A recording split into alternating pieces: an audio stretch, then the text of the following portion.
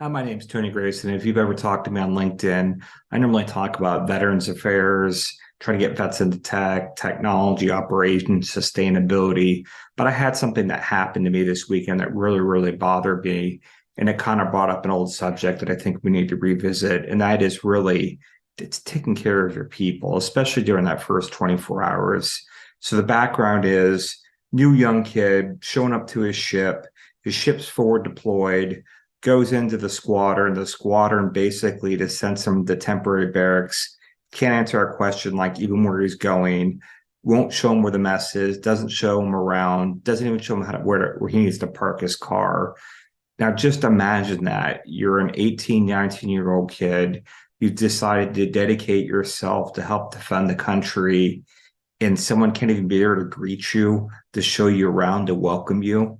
It's appalling. But I think, it's a military instance, but I think we have that same problem in the civilian sector inside. And so I think I try to run through this in the weekend, what I'm going to try to do a little bit better at when people come on board. But I think that first 24 hours is critical. And I'll give you some of my ideas, but I would love to hear some of your ideas too. The first thing is really show up energized.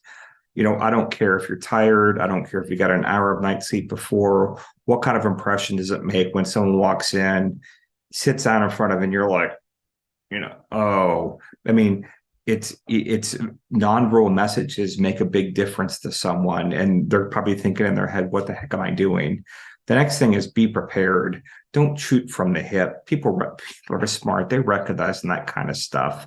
Make sure you have what you want to get through, what you want to get across. So, the meeting is meaningful both for you and for that person, so you don't have to kind of do it again. Put the relationship first. Task and wait. I understand this person might be critical to your business. They might be having to solve world hunger, cancer, sustainability, you name it.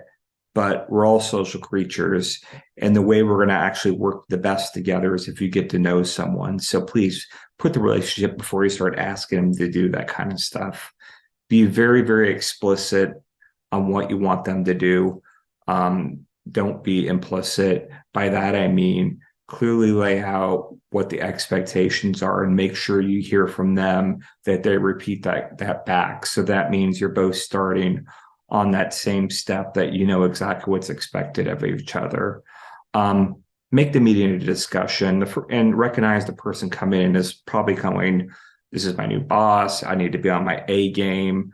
I'm scared. I don't want to say anything bad.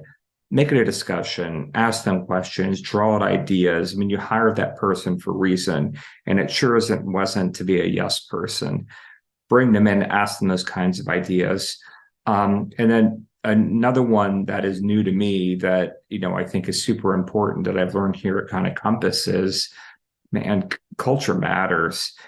Culture really does eat strategy for breakfast. You can sit in boardrooms and talk about goals for 23, 24, but if no one's on the same page of the strategy, it's going to be completely ineffective. So make sure you start talking that strategy with that person, make sure they understand it so they can start living it from day one. Because if they understand the strategy, they don't have to come back to you for questions. They know exactly where your head's at and what you're thinking.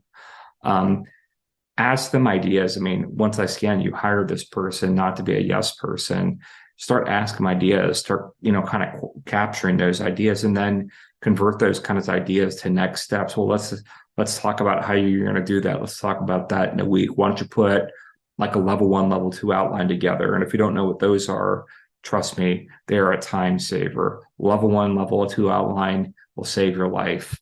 And then finally, just follow up and thank the person for being there.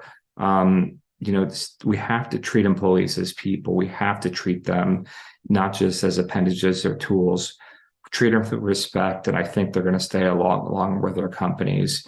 I'm not surprised people are quitting with the way we treat people, and I think we can do something different.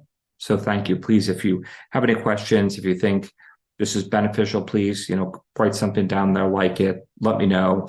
Love to hear from you about this. Thank you.